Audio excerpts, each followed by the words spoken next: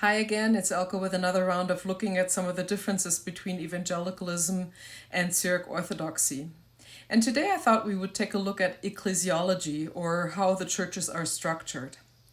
So if we look at the Protestant world or evangelical world, there are differences for sure. To give you an example, in the North American Lutheran Church or in the Evangelical Presbyterian Church, both of which I have worshipped at, there actually are some hierarchical structures visible.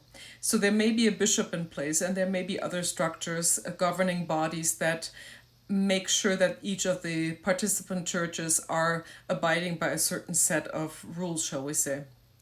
Now, in the non-denominational world or in the Baptist world, that is quite different, or there's other examples in the evangelical world where there really is no governance body above these churches. So the local pastor is the governing body, together typically with a board of elders that rule the affairs of the church, or a church council.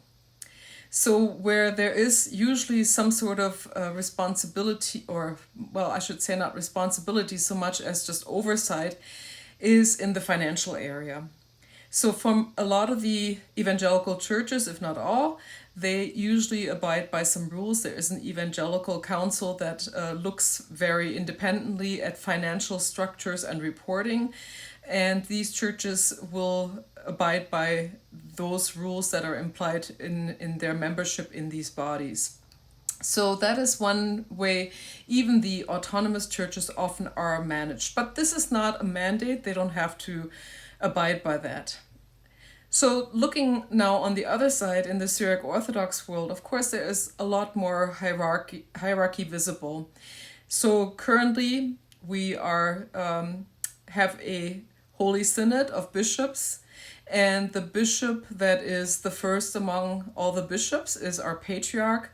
The current patriarch is the 123rd on the throne of St. Peter, so he is in non-stop succession from the Apostle Peter all the way to today, and that is More Ignatius Ephraim II.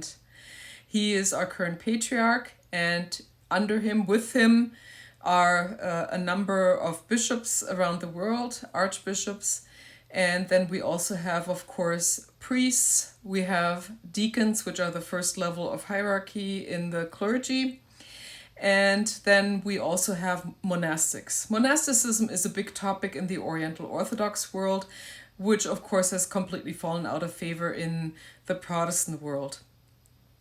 So let's talk a little bit about the priests and the deacons, as well as the bishops, of course. The bishops typically come out of monasticism. So these are monks that have grown up in monasteries and that have never married. They are under a vow not to get married, and so they live a very life dedicated to the church. They do not have a wife, they do not have a family. Now, in the history of the church, across Orthodoxy, there have been examples where there were bishops that had been previously married, maybe their spouse died, and then they decided to become monks, and that also opened up that road to becoming a bishop today. I don't think we really have good examples today that I can currently think of. The priests and the deacons are married, typically.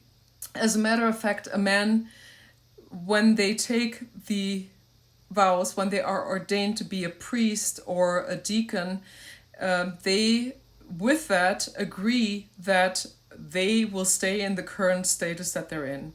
So in other words, if they are not married, they will not get married, they will stay celibate. But most of them, of course, are married, and they marry before they enter either becoming a deacon or the priesthood. So these men have families typically. If their spouse should die, they cannot get remarried. So they understand that this is a commitment that they're also making to the church in that sense, but the church gives them permission to be married and have a family. So this is the big difference between the bishops and the monks, who are celibate, who are not married, and then on the other hand, the priests and the deacons that are married. So priests and deacons will not qualify, shall we say, to become a bishop unless, like I said, there have been some exceptions where a man had lost his wife, and that would then enable them to actually become a monk and therefore enter into that line of being able to become a bishop ultimately. Again, I don't know of any current examples. If I'm wrong, please correct me. But so this is pretty much the setup within our church. The deacon is the key person during the divine liturgy that assists at the altar, that helps the priest with very fundamental duties. And if the priest has a need, he even can task the deacon to, for example, help him distribute the Eucharist and so on. So there are certain things that a deacon can do that is typically reserved for a priest. So this is just a very rough draft of some of the differences. We don't see those structures in the Protestant world typically.